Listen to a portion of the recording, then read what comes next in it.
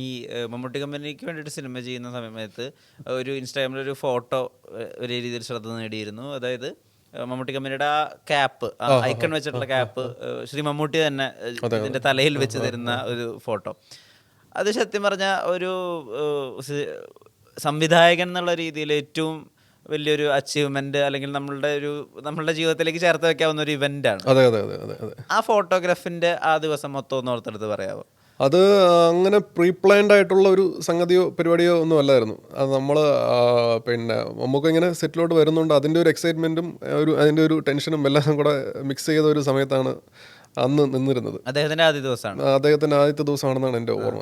അപ്പം ആ ഒരു മൊമെൻറ്റ്സിൽ ഇടയിലാണ് സംഭവിച്ചത്. അപ്പോഴാണ് ഇങ്ങനെ ഒരു ഇവന്റ് ഉണ്ടെന്ന് പറഞ്ഞ് പെട്ടെന്ന് ഇങ്ങനെ ഒരു കാര്യം സെറ്റ് ചെയ്യുന്നതും. അപ്പോൾ അതൊരു കൈൻഡ് ഓഫ് ഒരു സർറിയൽ ഇൻസിഡന്റ് ആയിരുന്നു അത്. പിന്നെ നമ്മൾ കുറെ കൂടി ആ ഷൂട്ടിംഗ് പ്രോസസ്സുമായിട്ട് ബന്ധപ്പെട്ടുള്ള കുറേ ചിന്തകളിലൊക്കെ നിൽക്കുന്ന സമയത്താണ് ഇങ്ങനെ ഒരു സംഭവം ഉണ്ടായത്. അപ്പോൾ അതൊരു തീരെ അൺഎക്സ്പെക്റ്റഡ് ആയിട്ട് സംഭവിച്ച ഒരു ഇൻസിഡൻ്റ് ആയിരുന്നു. ഒരു കൈൻഡ് ഓഫ് പ്രൗഡും ഹാപ്പിനെസ്സും ഒക്കെ തന്ന ഒരു സാധനമായിരുന്നു. ഈ മമ്മൂക്ക എന്നുള്ള നടനെ ഇപ്പോൾ പല നടന്മാരും അവർ ഏതൊക്കെ കഥാപാത്രങ്ങൾക്ക് വേണ്ടി എന്തൊക്കെ ചെയ്തിട്ടുണ്ടെന്ന് പറയുമ്പോൾ ചില ആളുകൾക്ക് അത് പ്രിപ്പയർഡ് അല്ലാതെ സംഭവിച്ചതാണെന്ന് പറയും, അല്ലെങ്കിൽ ചില ആളുകളൊക്കെ അത് വളരെ കോൺഷ്യസ് ആയി ചെയ്തതാണ് എന്നുള്ള രീതിയിലും സംസാരിക്കാറുണ്ട്. മമ്മൂക്ക രണ്ടാമത്തെ ഗണത്തിൽ പെടുന്ന ഒരു ആക്ടറായിട്ടാണ് എനിക്ക് പലപ്പോഴും തോന്നിയത്. അദ്ദേഹം ഓരോ സിനിമയിലും എന്താണ് പുതിയത് ചെയ്തത് എന്നുള്ള അദ്ദേഹത്തിന് വ്യക്തമായ ബോധ്യവും അല്ലെങ്കിൽ അത് ചെയ്യാൻ അദ്ദേഹത്തിന് ഒരു കാരണവും. ഇപ്പോൾ ഉദാഹരണത്തിന് ഹിറ്റ്ലർ എന്നുള്ള സിനിമയിൽ ഇടം കൈ കൊണ്ട് മാത്രമാണ് ഫൈറ്റ് സീക്വൻസുകൾ മൊത്തം ചെയ്തിട്ടുള്ളത്. അല്ലെങ്കിൽ മഹായാനത്തിൽ ചെയ്തിട്ടുള്ള കൈ കൊണ്ടുള്ള വണ്ടിയെ ഇങ്ങനെ വിരൽ വെച്ച് തൊടുന്ന ഒരു സീക്വൻസ്, അത് അതുപോലെ തന്നെ പിന്നെ കണ്ണൂർ സ്ക്വാഡിൽ ഞാൻ ചെയ്തിട്ടുണ്ടെന്ന് എഴുത്തുകാരനെ ഓർമ്മിപ്പിക്കുക. ചെയ്യുന്ന ഓരോ മാനറിസങ്ങളും അദ്ദേഹം ബോധപൂർവമാണ് ചെയ്യുന്നത്, കഥാപാത്രത്തിന് വേണ്ടിയാണ് ചെയ്യുന്നത്. അങ്ങനെയുള്ള എന്താ പറയുക, ഒരു പുഷ് ഉണ്ടല്ലോ, ഒരു ആക്ടർ എന്നുള്ള രീതിയിലുള്ള ഒരു പുഷ്, അത് ചെയ്യുന്നതിനെ പറ്റിയിട്ട് ജിതിനോട് സംസാരിക്കുമോ ഓരോ ഷോട്ടിന് മുമ്പും? പിന്നെ അങ്ങനെ സംസാരിക്കാറുണ്ട്. കാരണം ഈ പറയുന്ന ഇപ്പം കുറച്ച് നാളായിട്ട് ഇങ്ങനെ അസോസിയേറ്റ് ചെയ്ത് നിൽക്കുന്നത് കൊണ്ട് കുറച്ചും കൂടെ നമുക്ക് അറിയാൻ പറ്റുന്നുണ്ടായിരുന്നു. മീൻസ് തൊട്ട് മുന്നേ ചെയ്ത സിനിമകളിൽ ഇതുപോലെ അദ്ദേഹം ചെയ്തിട്ടുള്ള ചില സംഗതികളെ പറ്റിയൊക്കെ. അപ്പോൾ ഈ സിനിമയിലും അതുപോലെ തന്നെ അദ്ദേഹം എന്താണ് ഇത് കഥാപാത്രമെന്ന് മനസ്സിലാക്കി അതിനു വേണ്ടിയിട്ട് അദ്ദേഹത്തിൻ്റെതായ ഒരു ഡയമെൻഷൻ ഡിസൈൻ ചെയ്തിട്ട് തന്നെയാണ് അദ്ദേഹം വന്നതും പെർഫോം ചെയ്തതൊക്കെ. അപ്പം ഓരോ സീനിന് മുമ്പും നമ്മൾ കൃത്യമായിട്ട് ഒരു ഡിസ്കഷൻ പരിപാടി നടക്കുമായിരുന്നു എല്ലാ ദിവസവും. അന്നേരം അദ്ദേഹം ഒരുപാട് അഭിപ്രായങ്ങളും ഇങ്ങോട്ട് പങ്കുവയ്ക്കും, നമ്മുടെ അഭിപ്രായങ്ങൾ പറഞ്ഞ് ഒരു വളരെ പ്രൊഡക്റ്റീവായിട്ടുള്ള ഒരു ചർച്ച എപ്പോഴും ഉണ്ടായിരുന്നു. അത് അവിടെ വെച്ചിട്ട് നമ്മൾ എങ്ങനെയാണ് നമ്മുടെ ഈ സീൻ എങ്ങനെയാണ് നമ്മൾ പിന്നെ കൺസ്ട്രക്ട് ചെയ്തിരിക്കുന്നത്, അതിൻ്റെ അതായത് വിഷ്വൽ പാറ്റേൺ എങ്ങനെയായിരിക്കും, അതിൻ്റെ എഡിറ്റ് പാറ്റേണും സൗണ്ട് ഡിസൈനും ഇങ്ങനെ ഡീറ്റെയിൽഡ് ആയിട്ട് ഇത് കുറച്ച് ഒരു കണക്ട് ചെയ്ത് വേറൊരു രീതിയിലാണ് ഇത് സ്ക്രീനിൽ പോകുന്നത്. അപ്പം ഇത് നെക്സ്റ്റ് സീൻസുമായിട്ട് എങ്ങനെയാണ് ഇത് മെർജ് ആവുന്നത്, ഇങ്ങനെയുള്ള ചർച്ചകൾ ഡീറ്റെയിൽ ആയിട്ട് നടത്തുമായിരുന്നു അവർ. അപ്പോൾ അതും മനസ്സിലാക്കിയിട്ട് അതിനകത്ത് നിന്നുകൊണ്ട് അദ്ദേഹത്തിന് എങ്ങനെയാണ് അദ്ദേഹം കോൺട്രിബ്യൂട്ട് ചെയ്യാൻ പോണത് എന്നുള്ള രീതിയിൽ അദ്ദേഹം പറഞ്ഞ്, അപ്പം പലപ്പോഴും നമുക്കൊരു കൈൻഡ് ഓഫ് ഒരു അഡീഷണൽ എക്സൈറ്റ്മെൻറ്റ് അവിടെ നിന്ന് വരുമായിരുന്നു. അതിനോടൊപ്പം തന്നെ നമ്മൾ ഷൂട്ട് ചെയ്യുന്ന ഇൻസ്റ്റൻറ്റിലും നമുക്ക് കുറേയും കൂടെ നമ്മളെ ഒന്ന് എൻഹാൻസ് ചെയ്യിപ്പിക്കുന്ന രീതിയിലുള്ള പിന്നെ ഇവല്യൂഷൻസ് പെർഫോമൻസിലും അതുപോലെയുള്ള ചില മൈന്യൂട്ട് ഡീറ്റെയിലിങ്ങിലൊക്കെ അദ്ദേഹം ചെയ്യുമായിരുന്നു. ഇപ്പം എനിക്കിപ്പം പറയുന്നതിന് പരിമിതിയുണ്ട്, എന്നാലും അങ്ങനെ നമ്മളെ ഭയങ്കരമായിട്ട് നമുക്ക് ഒരു എക്സൈറ്റ്മെൻറ്റ് തന്ന ഒരുപാട് മൊമെൻറ്റ്സ് സിനിമയിലുണ്ട്. അത് ഫിലിം മേക്കിങ്ങിൽ ഭയങ്കര നമുക്ക് ചെറിഷ് ചെയ്യാൻ പറ്റുന്ന കുറേ മെമ്മറീസ് അങ്ങനെ വന്നിട്ടുണ്ട്. അത് അദ്ദേഹമായതുകൊണ്ടാണ് അങ്ങനെയൊക്കെ സംഭവിച്ചതെന്ന് വിശ്വസിക്കുന്നു. ഈ കഥാപാത്രം എന്ന് പറയുമ്പോൾ ഒരു 50% എഴുത്തുകാരനും സംവിധായകനും ഉണ്ടാക്കാൻ പറ്റും, ബാക്കി 50% ഒരു ആക്ടറും കൂടി ചേരുമ്പോൾ ഇതൊരു കൊളാബറേറ്റീവ് എഫേർട്ടാണല്ലോ ഒരു ആക്ടറുടെ പെർഫോമൻസ് നന്നാവുക എന്ന് പറയുമ്പോൾ. അതായത് ഒരു ലൈറ്റ് വരെ ചിലപ്പോൾ അതിനെ ഇൻഫ്ലുവൻസ് ചെയ്യാം. അതിൽ അദ്ദേഹം കൊടുക്കുന്ന ഒരു എഫേർട്ടിനെ പറ്റിയിട്ട് കൂടി നമ്മൾ പറയണമല്ലോ. അപ്പോൾ അതിൽ പലപ്പോഴും നമുക്ക് പറയുന്ന ഒരു കാര്യമുണ്ട്. ഇപ്പം നമ്മൾ ചിലപ്പോൾ വലിയ ആവേശത്തോടു കൂടി ചോദിക്കുന്ന ചില സീനുകളൊക്കെ ഉണ്ട്. ഇപ്പോൾ ഭീഷ്മപർവ്വതത്തിൽ ജാവോ എന്ന് പറയുന്ന സമയത്ത് കൃത്യമായിട്ട് ഈ സിഗരറ്റിന്റെ ആഷ് തട്ടിപ്പോകുന്നൊരു സീക്വൻസ്, അപ്പം അതിനെപ്പറ്റി ചോദിച്ചപ്പോൾ അതങ്ങനെ സംഭവിച്ചു പോയതാണ്, അത് വീണ് കിട്ടുന്ന സൗന്ദര്യങ്ങളാണെന്നാണ് നമുക്ക് പറയുന്നത്. സമാനമായിട്ട് കളങ്കാവല്ലോ അങ്ങനെ വീണ് കിട്ടുന്ന സൗന്ദര്യങ്ങൾ അങ്ങനെ ഉണ്ട്. അത് സിനിമ ഇപ്പം നമുക്കറിയാം, ഇപ്പം നമുക്ക് മലയാളത്തിൽ ഇപ്പോൾ അടുത്തിറങ്ങിയ ചില സിനിമകളെ പറ്റിയുള്ള ചില എക്സ്പ്ലനേഷൻസിലും അതേപോലെ ഞാൻ മുന്നേ അവിടെ പറഞ്ഞിട്ടുണ്ട്. അതായത് ഇപ്പം നമ്മുടെ ഐക്കോണിക് ആയിട്ടുള്ള ചില ഇപ്പം എന്താ പറയുക, ജാങ്കോ അൺചെയിൻഡിൽ പിന്നെ ഡിക്കാപ്രിയോടെ ബ്ലീഡിങ് സാധനം, അതുപോലെ ജോക്കർ മറ്റേ പെൻസിലിന്റെ അല്ല പെൻസിലല്ല, മറ്റേ റിമോട്ട് ഇങ്ങനെ അടിക്കുന്ന ഡാർക്ക് നൈറ്റിൽ. ഇതൊക്കെ ലൊക്കേഷനിൽ ആ മൊമെന്റിൽ സംഭവിച്ചു പോയ മിസ്റ്റേക്സ് ആയിട്ടാണ്. ഈ ഇടയ്ക്ക് തന്നെ ഷോഷാങ്ക് റിഡംഷനിലെ ഒരു ഷോട്ടും ഒരു മിസ്റ്റേക്ക് ആണ്. ഐക്കോണിക് ആയിട്ടുള്ള ആ ടോപ്പ് ആംഗിൾ ഷോട്ടിൽ മിസ്റ്റേക്കിന് സംഭവിച്ചു. പക്ഷെ അതൊക്കെ സിനിമയുടെ ഐക്കോണിക് മൊമെന്റ്സ് ആയിട്ട് മാറാറുണ്ട്. അങ്ങനത്തെ ചില സംഭവങ്ങൾ നമുക്കും സംഭവിച്ചിട്ടുണ്ട്. അത് അങ്ങനെ ആ ഗ്രാവിറ്റിയിൽ ഭയങ്കര സംഭവമാണെന്ന് പറയുന്നതല്ല, സിമിലർ സംഭവങ്ങൾ സംഭവിച്ചിട്ടുണ്ട് എന്ന് പറയുന്നേ ഉള്ളൂ. അത് ഗ്രാവിറ്റി മേ ബി ഡിഫറെൻറ്റ്. അത് എനിക്ക് തോന്നുന്നു എപ്പോഴും നമുക്ക് നമ്മുടെ മൈൻഡിൽ ഒരു സിനിമാറ്റിക് കൺസെപ്റ്റ് ഉണ്ടായിരിക്കുമല്ലോ. അപ്പോൾ അതെപ്പോഴും ഒരു കോൺസ്റ്റൻ്റ്ലി ഇവോൾവിങ് ആയിട്ടുള്ള ഒരു സംഗതിയാണ്. അത് ഇപ്പോഴും നമുക്ക് കിട്ടുന്ന ഇൻപുട്സിനും നമ്മുടെ തോട്ട്സ് എപ്പോഴും മാറും. അതിനനുസരിച്ച് നമ്മുടെ ടോട്ടൽ സിനിമയെ പോസിറ്റീവായിട്ട് എൻഹാൻസ് ചെയ്യുന്ന രീതിയിലുള്ള സാധനങ്ങൾ നമ്മൾ എടുക്കാറുണ്ട്. അപ്പോൾ ആ ഒരു പ്രോസസ്സിലെ ഒരു ബ്യൂട്ടിയാണെന്ന് ഞാൻ വിശ്വസിക്കുന്നു ഇങ്ങനെയുള്ള ഇൻസ്റ്റൻസ്. ഇതിനകത്തൊരു അൺപ്രഡിക്റ്റബിലിറ്റി ഉണ്ട്. നമുക്ക് അറിഞ്ഞുകൂടാ ഇങ്ങനെ എന്തെങ്കിലും സംഭവങ്ങൾ സിനിമയിൽ കിട്ടുമോ ഇല്ലയോ എന്നുള്ളത് നമുക്ക് അറിഞ്ഞുകൂടാ. പക്ഷെ കിട്ടിക്കഴിയുമ്പോൾ നമ്മൾ ഇത്രയും നാളത്തെ നമ്മുടെ ഡിസൈനിങ്ങിലൊന്നും ഇല്ലാത്ത ഒരു സാധനം അഡീഷണലി സിനിമയെ എൻഹാൻസ് ചെയ്യുമ്പോൾ കിട്ടുന്ന ഒരു സന്തോഷവും ഒരു കൈൻഡ് ഓഫ് ഹൈയും ഉണ്ട്. അത് ഫിലിം മേക്കിങ്ങിൻ്റെ ഒരു ബ്യൂട്ടിയാണെന്ന് ആണ് വിശ്വസിക്കുന്നത്.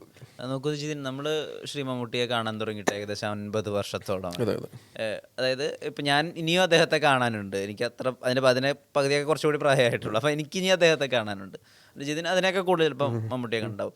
ഇതൊക്കെ ഇരിക്കുമ്പോഴും നമ്മൾ പ്രതീക്ഷിക്കുന്നൊരു മമ്മൂട്ടിയല്ല അദ്ദേഹം ചെയ്ത് കാണിക്കുക. അതായത് ഒരു സംവിധായകൻ എന്ന രീതിയിൽ നിങ്ങളുടെ ഇമാജിനേഷനേക്കാളും വളരെ വ്യത്യാസമായിട്ടുള്ള ഒരു രീതിയിലായിരിക്കും അത് ചെയ്തിട്ടുണ്ടാവുക. ചിലപ്പോൾ നിങ്ങൾക്ക് അത് കറക്റ്റ് ചെയ്യേണ്ടി വരും, എന്നാൽ പോലും വേറൊരു രീതിയിൽ അത് ചെയ്യുക. അപ്പൊ കിട്ടുന്നൊരു ക്രിയേറ്റീവ് ഹൈ ഉണ്ടല്ലോ, അത് അനുഭവിച്ചിട്ടുണ്ടോ? തീർച്ചയായും. അതിനെപ്പറ്റിയാണ് ഞാൻ നേരത്തെ പറഞ്ഞുകൊണ്ടിരുന്നത്. അത് നമ്മൾ ഇപ്പോൾ ഒബ്വിയസ്ലി ഇത് അദ്ദേഹം ആണ് ഇത് ചെയ്യാൻ പോകുന്നത് എന്നുള്ള ബോധം വരുമ്പോൾ തന്നെ നമ്മൾ ത്രൂ ഔട്ട് പിന്നെ റീറൈറ്റ് പരിപാടികൾ നടക്കും. അതങ്ങനെയാണ് അതിൻ്റെ ഒരു. അപ്പോൾ അദ്ദേഹം ആകുമ്പോൾ എങ്ങനെയായിരിക്കും ചെയ്യുന്നത് എന്ന് നമ്മൾ മൈൻഡിൽ കണ്ടിട്ട് ഉള്ള എഴുത്തുകളാണ് അതിനകത്ത് വരുന്നത്. പിന്നെ അപ്പം എനിക്ക് തോന്നിയത് കുറേ അതിനോട് ചേർന്ന് നിൽക്കുന്ന രീതിയിലാണ് അദ്ദേഹം ചെയ്തിട്ടുള്ളത്. പക്ഷെ അദ്ദേഹം ഒബ്വിയസ്ലി അദ്ദേഹം ചെയ്യുമ്പോൾ അതിനകത്തൊരു അഡീഷണൽ ലെയർ എന്തായാലും ആഡ് ആവും. അതങ്ങനെയാണ്. അതാണ് അതിൻ്റെ ഒരു. നമ്മളിപ്പോൾ സിനിമയിൽ ഇപ്പം ഇത്രയും കഥകളെ എല്ലാം കഴിഞ്ഞു എന്ന് പറയുമ്പോഴും പുതിയ സിനിമകൾ ഇവിടെ സംഭവിക്കുന്നുണ്ട്. കാരണം അതങ്ങനത്തെ ഇങ്ങനെ നിലയ്ക്കാത്ത ഒരു പ്രവാഹം പോലെയാണല്ലോ. അതേപോലെ തന്നെയാണെന്ന് തോന്നുന്നു അഭിനയത്തിൻ്റെ കാര്യങ്ങൾ എല്ലാം ചെയ്ത് കഴിഞ്ഞു, ഇനി എന്താ ചെയ്യാനുള്ളതെന്നൊക്കെ നമ്മൾ വിചാരിക്കുമെങ്കിലും ഇവർ പ്രത്യേകിച്ച് മമ്മൂക്ക ഇപ്പം കുറച്ച് കാലമായിട്ട് നമുക്കറിയാം പിന്നെയും പുതിയ സാധനങ്ങൾ നമുക്കിങ്ങനെ തന്നുകൊണ്ടിരിക്കുകയാണ്.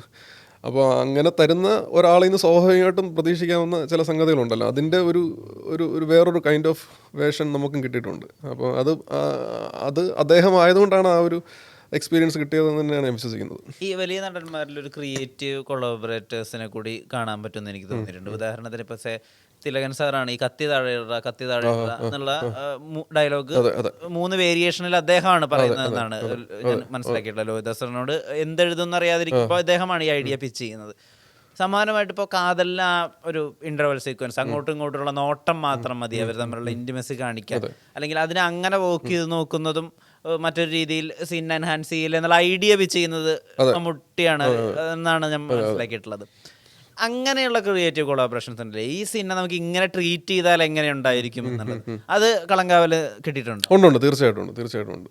അതിപ്പം പിന്നെ നമുക്ക് ആ സീൻ വെച്ച് റെഫർ ചെയ്ത് എക്സ്പ്ലെയിൻ ചെയ്താലേ അതെന്താണെന്നും നമുക്ക് ഇത് ചെയ്യാൻ പറ്റത്തുള്ളൂ. പക്ഷേ ഇപ്പം ഒരു എക്സാമ്പിൾ, ഒരു സീൻ നമ്മൾ ഇങ്ങനെ ചെയ്യുമ്പോഴത്തേനും അദ്ദേഹം പിന്നെ എന്നെ ഇങ്ങനെ വിളിച്ചിട്ട് ഒരു സജഷൻ ഇങ്ങനെ പറഞ്ഞു. പക്ഷെ നമ്മുടെ ഷോർട്ട് ഡിവിഷൻ വേറൊരു രീതിയിലാണ് പോകുന്നത്. അപ്പോൾ അത് പറഞ്ഞപ്പോൾ അദ്ദേഹം ഓക്കെ അതാണ് ബെറ്റർ എന്ന് പറഞ്ഞു. പക്ഷെ അതിൽ തന്നെ അദ്ദേഹം വേറൊരു ഒരു അഡീഷണൽ പരിപാടിയും കൂടെ ഇട്ടായിരുന്നു. അത് ഭയങ്കരമായിട്ടൊരു നമുക്കൊരു കൈൻഡ് ഓഫ് ഒരു എക്സൈറ്റ്മെന്റ് തന്നൊരു സാധനം. അതിപ്പം പിന്നെ ഇപ്പം സീൻ എന്താണെന്ന് പറയാതെ അതിനെ പറ്റി പറ്റത്തില്ല. അതിപ്പോൾ നമ്മൾ ഫൈനൽ ഔട്ടിൽ കാണുന്ന ആൾക്കാർക്ക് അത് എങ്ങനെ കിട്ടും എന്നുള്ളത് വേറൊരു സംഗതിയാണ്. പക്ഷെ നമ്മുടെ ഫിലിം മേക്കിംഗ് പ്രോസസ്സിൽ നമ്മൾ ഉണ്ടായിരുന്ന ഒരു കൺസെപ്റ്റിനെ അദ്ദേഹം എങ്ങനെ അതിന് വേറൊരു ഡയമെൻഷനിലോട്ട് കൊണ്ടുപോയി എന്നുള്ളത് നമുക്ക് അനുഭവിക്കാൻ പറ്റിയ ഒരു സംഗതിയാണ്. അത് ഫൈനൽ ഔട്ട് കാണുന്ന ആൾക്കാർക്ക് അതിൻ്റെ പുറകിൽ നടക്കുന്ന ഇങ്ങനെയുള്ള സംഭവങ്ങൾ അറിയണമെന്നില്ല, അറിയേണ്ട കാര്യമില്ല. പക്ഷെ നമ്മളെ സംബന്ധിച്ച് അതൊക്കെ ഭയങ്കര എക്സൈറ്റിംഗ് ആയിട്ടുള്ള സംഗതികളാണ്. ഈ വലിയ ആക്ടേഴ്സ്, ഈ ഫ്ലോഡ് ക്യാരക്ടേഴ്സ് ചെയ്യുന്ന സമയത്ത് ഗംഭീര പെർഫോമൻസുകളുണ്ട്. പക്ഷേ ഇപ്പോൾ No Country for Old Men ഒക്കെ ക്ലാസിക് എക്സാമ്പിളാണ്. അതിനപ്പുറത്തേക്ക് ഇപ്പോൾ നോക്കുകയാണെങ്കിൽ ഉയരങ്ങളിൽ ശ്രീ മോഹൻലാൽ ചെയ്തിട്ടുള്ള വേഷം, ഇപ്പോൾ മമ്മൂക്കയുടെ തന്നെ എത്രയോ വിധേയനുണ്ട്, നമുക്ക് അങ്ങനെ ഒരുപാട് വേഷപ്പകർച്ചകളുണ്ട്. പലപ്പോഴും ഇവരിലേക്ക് ഇങ്ങനെയുള്ള കഥാപാത്രങ്ങൾ, അതായത് തെറ്റും ശരിയുടെ ഒരു സമ്മിശ്രിത രൂപമുള്ള കഥാപാത്ര നിർമ്മിതികൾ കിട്ടുമ്പോഴാണ് അവർ കുറച്ചും കൂടി കൈ നിന്നിട്ട് ചെയ്യാൻ പറ്റുന്നതെന്ന് എനിക്ക് തോന്നുന്നുണ്ട്. ഇപ്പോൾ ഉദാഹരണത്തിന് ബ്രഹ്മരത്തിന്റെ ഒക്കെ ഒരു ആർക്കുണ്ടല്ലോ, അതിൽ ലാലേട്ടൻ ചെയ്തൊരു വിധം അത് പേഴ്സണലി വളരെ എക്സൈറ്റിങ്. ഇപ്പൊ റോഷാക്കിന് അദ്ദേഹത്തിനുള്ള ഒരു ആർക്കുണ്ട്, ആത്മാവിനോട് പ്രതികാരം ചെയ്യുമ്പോൾ ഒരാൾ അനുഭവിക്കുന്ന ഒരു എസ്റ്റസി. അങ്ങനെയുള്ള ക്യാരക്ടേഴ്സും കൂടി കിട്ടുമ്പോൾ അവരും വളരെ സന്തോഷവാന്മാരാണ്. സ്ഥിരം വാർപ്പ് മാതൃകകളല്ലാതെ കിട്ടുമ്പോൾ അങ്ങനെ ഒരു എഫക്ട് ഉണ്ടോ? അത് പിന്നെ ഇതിനകത്ത് ഇപ്പൊ നിങ്ങൾ പറഞ്ഞ ഉദാഹരണങ്ങളും ഈ സിനിമയായിട്ട് കമ്പയർ ചെയ്ത് സംസാരിക്കാൻ എനിക്ക് പരിമിതികളുണ്ട്. എന്നാലും ഇത് അങ്ങനെ ഒരു കൈൻഡ് ഓഫ് പലതരം ഷെയ്ഡ്സ് ഉള്ളൊരു കഥാപാത്രമാണ്. അപ്പം ഒബ്വിയസ്ലി അങ്ങനെ ചെയ്യുമ്പോഴാണ് ഇപ്പൊ ഇവരൊക്കെ പിന്നെ ഭയങ്കരമായിട്ട് പ്രൂവൺ ആയിട്ടുള്ള ആക്ടേഴ്സ് ആണ്, അങ്ങനത്തെ റേഞ്ച് ഉള്ളവരാണ്. അപ്പം എപ്പോഴും ഒരുപാട് കഴിവുള്ള ആക്ടേഴ്സ് തന്നെ അവർക്ക് അവരുടെ കഴിവ് എക്സ്പ്രസ് ചെയ്യാൻ പറ്റുന്നത് എനിക്ക് തോന്നുന്നു ഈ പറയുന്ന പോലെ വേരിയേഷൻസ് ഉള്ള പരിപാടികൾ ചെയ്യുമ്പോൾ തന്നെയാണ്. അപ്പോഴാണല്ലോ അങ്ങനത്തെ സ്കോപ്പ് ഉണ്ടാകുന്നത്. മറ്റേ കുറച്ചൊക്കെ വൺ ഡൈമെൻഷണൽ ആവാറുണ്ട് ചില പരിപാടികളിൽ. അപ്പോൾ ഇതിനകത്ത് അങ്ങനത്തെ കുറച്ച് വേരിയേഷൻസ് ചെയ്യാൻ പറ്റുന്ന ഒരു ക്യാരക്ടറൈസേഷൻ ആണ്. അപ്പോൾ നമ്മൾ ബാക്കിയുള്ള ലാംഗ്വേജസിലേക്ക് സൂപ്പർ സ്റ്റാർസിനെ നോക്കുമ്പോൾ ഇപ്പോൾ കമൽഹാസൻ ഇപ്പോൾ കൂലിയിൽ നാഗാർജുന നെഗറ്റീവ് ഷെയ്ഡാണെന്ന് പറയുന്നു. അതല്ലാതെ അവിടുത്തെ സൂപ്പർ സ്റ്റാർസ് ആരും ഈ നെഗറ്റീവ് ഷെയ്ഡോ അല്ലെങ്കിൽ ഇപ്പോൾ വേറെ ഏതെങ്കിലും ഒരു ലെയറോ നെഗറ്റീവ് ഷെയ്ഡ് പോട്ടെ, കുറച്ച് സെൽഫിഷ് ആയിട്ടുള്ള ക്യാരക്ടേഴ്സ് തന്നെ ചെയ്യുന്നത് വളരെയധികം കുറഞ്ഞിട്ടുണ്ടായിരിക്കും.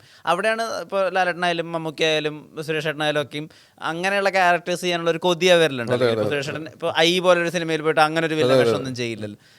സത്യം പറഞ്ഞാൽ നമ്മുടെ ഇവിടുത്തെ ആക്ടേഴ്സ് എന്നുള്ള രീതിയിൽ നമ്മൾ അവരിൽ കൊണ്ട് ശരിക്കും സമ്പന്നമല്ലേ, നമ്മൾ ആ ക്യാരക്ടേഴ്സായിട്ട് അവരിലേക്ക് എത്താത്ത തന്നെയല്ലേ കുഴപ്പം? തന്നെയാണ്, അത് തന്നെയാണെന്ന് തോന്നുന്നു. കാരണം ഈ പറയുന്ന പോലെ മറ്റ് പല ഭാഷയിലുള്ള പല നടന്മാരും കുറേയൊക്കെ വൺ ഡൈമെൻഷനിലാണ് അവർ എനിക്ക് തോന്നുന്നു കുറേ കൂടെ ആ സ്റ്റാർഡത്തിൻ്റെ ആയിട്ട് ബന്ധപ്പെട്ട കാര്യങ്ങൾ എക്സ്പ്ലോർ ചെയ്യാനും അതിൻ്റെ നെക്സ്റ്റ് ലെവലിലോട്ട് പോകാനുള്ള ത്വരയിലാണ് അവർ പോകുന്നതെന്ന് തോന്നുന്നു. പക്ഷെ നമ്മുടെ ഇവിടുത്തെ ഈ പറഞ്ഞ നമ്മുടെ വലിയ സ്റ്റാർഡമുള്ള നടന്മാർ അവർ വളരെ വളരെ ഡൈമെൻഷൻസ് ഒക്കെ പിന്നെ പ്രൂവ് ചെയ്തിട്ടുള്ള നടന്മാരും കൂടെയാണ്. അതിനപ്പുറത്തോട്ട് അവർക്ക് ആ സ്റ്റാർഡത്തിൻ്റെ മേൽ കിട്ടുന്നുള്ള പ്രിവിലേജിനൊക്കെ അപ്പുറത്ത് ആക്ടേഴ്സ് എന്നുള്ള രീതിയിൽ സ്വയം പുതുക്കാനും പുതിയ ഏരിയാസ് എക്സ്പ്ലോർ ചെയ്യാനുള്ള ത്വര അവർക്ക് ഇപ്പോഴും ഉണ്ട്. അത് നമ്മുടെ ഒരു ഭാഗ്യമാണെന്ന് ഞാൻ വിശ്വസിക്കുന്നു. കാരണം അവരുടെ അങ്ങനത്തെ സൈഡ് ഇപ്പോഴും നമുക്ക് കൃത്യമായിട്ട് എക്സ്പ്ലോർ ചെയ്യാനായിട്ടുള്ള സ്പേസ് അവർ ഓപ്പൺ ചെയ്ത് വെച്ചിരിക്കുന്നു എന്നുള്ളത് അതൊരു വലിയൊരു ഭാഗ്യം തന്നെയാണ്. പ്രത്യേകിച്ച് ഈ പറയുന്ന പോലെ മറ്റ് പല സ്ഥലങ്ങളിലുള്ള നടന്മാരുമായിട്ട് കമ്പയർ ചെയ്യുമ്പോൾ അത് ഒരു എക്സ്ട്രീംലി വി ആർ ലക്കി എന്ന് തോന്നുന്നു. അത് കാരണം അങ്ങനെ ഒരു ത്വര അവർക്ക് ഉണ്ട് എന്നുള്ളത് കൊണ്ടാണല്ലോ അങ്ങനെ ഒരു സ്പേസ് അവർ തരുന്നത്. വെറുതെ സ്റ്റാർഡത്തിൻ്റെ ആഘോഷങ്ങളുടെയും പുറകെ മാത്രം പോകാതെ ഇതുപോലെ ഒരു സൈഡും കൂടെ അവർ ചെയ്യാൻ പറ്റുന്നത് നമ്മുടെ ഒരു ഭാഗ്യം തന്നെയാണ്. ബ്രഹ്മയുഗത്തിൻ്റെ ഒരു ഫസ്റ്റ് ലുക്ക് പോസ്റ്റർ വന്ന സമയത്ത് ഒരു ചിരി ഉണ്ടായിരുന്നു ശ്രീ മമ്മൂട്ടിയുടെ. അപ്പോൾ ആ ചിരി പിന്നീട് എന്തായിരുന്നു ഉദ്ദേശിച്ചിരുന്നത് സിനിമ കണ്ടു കഴിഞ്ഞിട്ട് പിന്നെ നമ്മൾ ആ ഫസ്റ്റ് ലുക്ക് പോസ്റ്റർ പോയി നോക്കുമ്പോൾ അറിയാം ഒരു എൻറ്റിറ്റി ഉള്ളിലിരുന്ന ആ ഇൻഫ്ലുവൻസ് കൊണ്ടുള്ള ഒരു ചിരി. അതിന് വേറെ തന്നെ കുറെ മാനങ്ങളുണ്ടല്ലോ. ഇപ്പൊ കളങ്കാവലിലും അങ്ങനെ ഒരു ചിരി തേർഡ് ലുക്ക് പോസ്റ്റർ ആയിട്ട് ഇറക്കിയിട്ടുണ്ടായിരുന്നു. അപ്പൊ അതിനകത്തൊരു ഡെവിലിഷ് നേച്ചർ നമുക്ക് കാണാനുണ്ട്, നമുക്ക് വായിച്ചെടുക്കാൻ പറ്റുന്ന എന്താണ് ഉദ്ദേശിക്കുന്ന സിനിമ മൊത്തമായി വന്നാലേ മനസ്സിലാവുള്ളൂ. എന്നാലും ആ ചിരിക്ക് കൊടുക്കുന്ന ഒരു ഫീഡ് ഉണ്ടായിരിക്കുമല്ലോ, ആ ചിരിക്കാൻ വേണ്ടി ഒരു ഡയറക്ടർ ഒരു നടനോട് പറയുന്ന ഒരു രീതി ഉണ്ടാവുമല്ലോ. ശരിക്കും പ്രതീക്ഷിച്ച ചിരി തന്നെയായിരുന്നു കിട്ടിയിട്ടുണ്ടായിരുന്നത്? അതെ, നമ്മൾ ഒരു കൈൻഡ് ഓഫ് ഇതാണ് ചെയ്തത്. പക്ഷെ എക്സാക്ട്ലി നമ്മൾ പ്രതീക്ഷിക്കുന്നതായിരിക്കത്തില്ല, അതിൻ്റെ വേറൊരു വേർഷൻ ആയിരിക്കും. പക്ഷെ we are happy about it. അതിനകത്ത് ഓക്കെ ആയിരുന്നു. കാരണം അദ്ദേഹം തരുമ്പോൾ അദ്ദേഹത്തിൻ്റെതായ ഒരു വേറൊരു ലെയർ ആയിരിക്കുമല്ലോ തരുന്നത്. അപ്പം എപ്പോഴും കഥാപാത്രത്തിൻ്റെ ഇന്നർ കോൺഫ്ലിക്റ്റോ എന്തെങ്കിലും ആയിട്ട് കണക്ട് ചെയ്തായിട്ടായിരിക്കുമല്ലോ എന്തായാലും മുഖത്തൊരു സാധനം വരുന്നത്. അത് അങ്ങനെ തന്നെയാണ്. വിനായകൻ എന്നുള്ള നടനെ എടുത്ത് നോക്കുകയാണെങ്കിൽ മമ്മൂക്കയിൽ നിന്ന് വേറൊരു പോളിലാണ് അദ്ദേഹം നിൽക്കുന്നത്. അദ്ദേഹത്തിൻ്റെ വാക്കുകൾ തന്നെ കടമെടുത്താൽ അദ്ദേഹം സിനിമകൾ അധികം കാണുന്നില്ല. അദ്ദേഹം വളരെ കുറച്ച് സിനിമകൾ മാത്രമേ ഒരു ആക്ടർ എന്നുള്ള രീതിയിൽ അല്ലെങ്കിൽ എക്സ്പ്ലോർ ചെയ്യാനൊക്കെ വേണ്ടിയിട്ട് കാണുന്നുള്ളൂ. ചിലപ്പോൾ അഭിനയിച്ച സിനിമകൾ പോലും അദ്ദേഹം കാണുന്നില്ല എന്നാണ് പറയുന്നത്. അപ്പുറത്തേക്ക് നോക്കുകയാണെങ്കിൽ നമുക്ക് ഷോർട്ട് ഫിലിമുകൾ തൊട്ടിട്ട് സീരീസുകൾ വരെ സക്സഷൻ പോലുള്ള സീരീസൊക്കെ അദ്ദേഹം ഫിലിമിലാണ് ഷൂട്ട് ചെയ്തതെന്നൊക്കെ നമ്മുടെ അടുത്ത് ക്രൗണൊക്കെ അദ്ദേഹത്തിന്റെ സജഷനിലൂടെയാണ് നമ്മൾ മനസ്സിലാക്കുന്നത്. അല്ല, എനിക്ക് നമ്മളിപ്പം പിന്നെ OTT-യിലൊക്കെ ഇറങ്ങിയിട്ടോ അല്ലാതെയൊക്കെ നമ്മൾ ഒരുപാട് ആഘോഷിക്കുന്ന ചെറിയ സിനിമകൾ പോലും അദ്ദേഹം കാണാറുണ്ടെന്നാണ് എൻ്റെ ഒരു അറിവ്. അങ്ങനെ സൂചിപ്പിച്ചിട്ടുണ്ട്. അപ്പോൾ ഈ വിനായകൻ ഇപ്പുറത്ത് നിൽക്കുന്നു, മമ്മൂക്ക അപ്പുറത്ത് നിൽക്കുന്നു. ഈ രണ്ടുപേരും ആക്ടേഴ്സ് എന്നുള്ള രണ്ട് തരത്തിലാണ്. ഇവർ തമ്മിലുള്ള ബ്രീഫിംഗ് അല്ലെങ്കിൽ ഇവർ തമ്മിലുള്ള അപ്രോച്ച് സംവിധായകൻ എന്നുള്ള രീതിയിൽ എത്രമാത്രം വ്യത്യാസം? ഇത് രണ്ടും ഡിഫറൻ്റ് ആണ്, രണ്ടുപേരുടെയും രീതികളും അവർ ഇതിനെ അപ്രോച്ച് ചെയ്യുന്നതിൽ. പക്ഷേ ഇതിനകത്തൊരു കോമൺ ഫാക്ടർ പോലെ എനിക്ക് തോന്നിയത് വിനായകൻ ചേട്ടനും ഇതുപോലെ തന്നെ പിന്നെ അദ്ദേഹം ഒരുപാട് ഞാൻ മനസ്സിലാക്കുന്നിടത്തോളം നമ്മൾ അപ്രോച്ച് ചെയ്യുന്ന സമയത്ത് കുറേ ഓഫേഴ്സൊക്കെ വന്ന് അങ്ങനെയൊക്കെ പല ഭാഷയിൽ നിന്നൊക്കെ ഓഫേഴ്സൊക്കെ വരുന്ന ഒരു നമുക്കറിയാലോ, ജയിലറൊക്കെ വലിയ സക്സസ് ആയിട്ട് അങ്ങനെ നിൽക്കുന്ന ഒരു സമയം. അപ്പോൾ അദ്ദേഹം നമുക്കൊരു കിട്ടിയ ഒരു ഭാഗ്യം, അദ്ദേഹം ഇത് ചൂസ് ചെയ്ത് ഈ കഥയും കഥാപാത്രത്തെ പറ്റിയൊക്കെ പറഞ്ഞപ്പോൾ അദ്ദേഹം ചെയ്യാൻ സമ്മതിച്ച് വന്നു. അദ്ദേഹം നമുക്കിവിടെ സ്ഥിരമായിട്ട് ചെയ്തുകൊണ്ടിരുന്ന കഥാപാത്രങ്ങളിൽ നിന്ന് കുറച്ച് മാറിയുള്ളൊരു ക്യാരക്ടറാണ്. അപ്പോൾ അത് അദ്ദേഹം ചെയ്താൽ പുതിയൊരു ഡയമെൻഷൻ വരാൻ സാധ്യതയുണ്ടെന്നുള്ളതായിരുന്നു നമ്മുടെ ഒരു കൈൻഡ് ഓഫ് എക്സ്പെക്ടേഷൻ. അതിനുവേണ്ടിയാണ് അദ്ദേഹത്തെ അപ്രോച്ച് ചെയ്തത്. അപ്പോൾ അദ്ദേഹവും കഥാപാത്രത്തിൻ്റെ ഒരു സ്വഭാവം എന്താണെന്ന് മനസ്സിലാക്കിയിട്ട് കുറേ മൈന്യൂട്ട് ഡീറ്റെയിലിങ്ങിൽ, ഞാൻ പോലും കുറച്ച് കഴിഞ്ഞിട്ടാണ് അദ്ദേഹം ഇങ്ങനെ ഒരു സാധനം കൂടെ പിടിക്കുന്നുണ്ടല്ലോ എന്ന് അങ്ങനത്തെ രീതിയിൽ അദ്ദേഹം ഡീറ്റെയിലിങ്ങിൽ ശ്രദ്ധിച്ചിട്ടാണ് വന്ന് പെർഫോം ചെയ്തിരിക്കുന്നത്. അപ്പോൾ നമ്മളിങ്ങനെ ഈ സംസാരത്തിലെല്ലാം ഇത് പറയുമായിരുന്നു, ഇങ്ങനെ സംഗതികളുണ്ട്, അത് ക്യാരക്ടർ ഡിസൈനുമായിട്ട് ബന്ധപ്പെട്ട ചില സംഗതികളാണ്. അപ്പോൾ അതുപോലെ മനസ്സിലാക്കിയിട്ട് വന്നിട്ട് ആ പർട്ടിക്കുലർ സീൻ എന്താണ്, ആ സീനിൽ പറയുന്ന നമ്മുടെ മൈന്യൂട്ട് ഡയലോഗ്സിൽ പോലും അദ്ദേഹം കൃത്യമായിട്ട് നമ്മളൊരു കോൺവെർസേഷൻ നടത്തിയിട്ടാണ് നമ്മൾ ഷൂട്ടിലോട്ട് പോയിക്കൊണ്ടിരുന്നത്. അതൊരു രസമുള്ള ഒരു പ്രക്രിയയായിരുന്നു. അത്രയും വേറൊരു രീതിയിൽ അദ്ദേഹം നല്ലതായിട്ട് ഇൻവോൾവ് ആയിട്ട് നമ്മുടെ ഒരു പടത്തിൻ്റെ മൊത്തത്തിൽ എൻഹാൻസ് ചെയ്യുന്ന രീതിയിൽ അദ്ദേഹം അത്ര ഇൻവോൾവ് ആയിട്ടാണ് ഇത് ചെയ്തത്. അത് അദ്ദേഹത്തിൻ്റെ പെർഫോമൻസിലും ഈ പറയുന്ന അദ്ദേഹം സിനിമ കാണുന്ന കാര്യങ്ങളോ അതിനെപ്പറ്റിയൊന്നും നമുക്കങ്ങനെ ബേസിക്കപ്പുറം അറിയില്ല. ബട്ട് ഈ പടത്തിൽ അദ്ദേഹത്തിന് ഇൻവോൾവ്മെൻറ്റ് ഭയങ്കര ഒരു രസമുള്ള രീതിയിലായിരുന്നു. അദ്ദേഹം എല്ലാ സീനിലും വന്ന് നമ്മൾ അത്യാവശ്യം നല്ല രീതിയിൽ ഡിസ്കഷൻസൊക്കെ നടത്തിയിട്ടാണ് അതിൻ്റെ പെർഫോമൻസ് പരിപാടിയോട്ട് പോയിരുന്നത്.